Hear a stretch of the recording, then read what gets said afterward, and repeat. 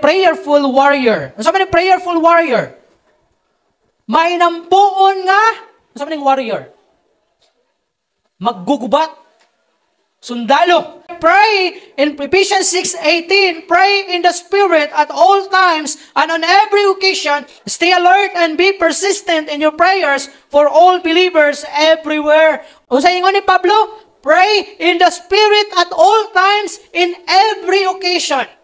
O sa daw, pray in the Spirit at all times. Stay alert and be persistent in your prayers.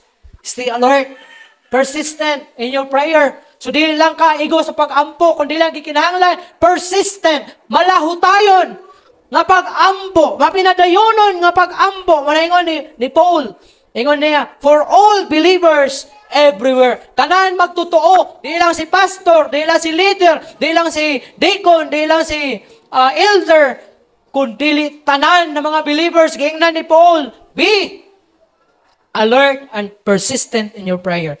Another gingon ni Paul sa Colossians 4:2, devote yourselves to prayer, being watchful and thankful. Devote yourselves. Kung may yung devote yourselves, dapat imog yung kuhan imong kaugalingon diha sa pagkamay ng puon. The Christian journey is not a leisurely break and holiday vacation. Rather, is a warfare. Kung saan man leisurely or holiday vacation. Ang imo daw panaw, ingon nga Kristohanon, dili lang daw sama o vacation break. Ang pagka-Kristohanon, dili lang murag bakasyon siya ba, kundi diretso. Walay bakasyonay ang pagka-Kristohanon. Na pag maingon ka nga, murag, pulaan naman ko sa kong pagka-Kristohanon, balik sa ko sa kalibutan niya, mubalik na po ko sa pagka-Kristohanon sunod bulan. Dili na, murag bakasyon lang ka. Ang journey sa Kristohanon, usa kapag pakigubat, pagpakik-away. Dili pakik-away sa silingan. Pakik-away diha sa sulod nimo. Tungod kay sa sulod nato, dunay gubat nga nagapanghitabo diri. And ingon niya diri, endure hardship and embrace suffering. In James 1 down to chapter 1 verse 2 down to 4, consider it pure joy, my brothers and sisters, whenever you face trials of many kinds, because you know that the testing of your faith produces perseverance. Consider it pure joy. Dapat prayerful warrior ta. Tanan na mga pagsulay nga maabot sa tuwa, i-considera nato kini nga kalipay, tinuod na kalipay. Whenever we face trials of many kinds, because we know that the testing of our faith produces perseverance. And 1 Thessalonians 5:16 down to 18, ang sigingon, rejoice always, pray continually, give thanks in all circumstances, for this is God's will for you in Christ Jesus. Klaro kayo ang gingon sa verse 17, pray continually.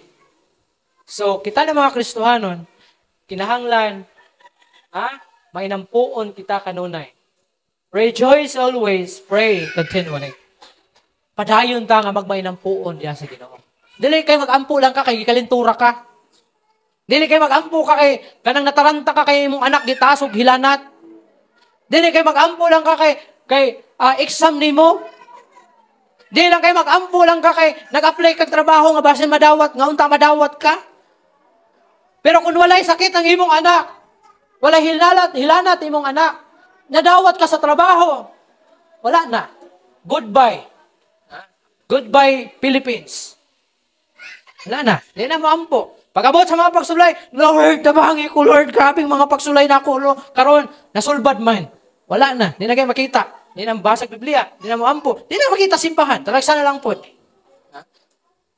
Pero panahon sa mga pagsulay, grabing dot-dot sa Ginoo. Sayo pa. Pero, hayahay, walay problema. Makalimot po sa Ginoo. Ingon si Paul, pray continually. Padayon sa pag-ampo.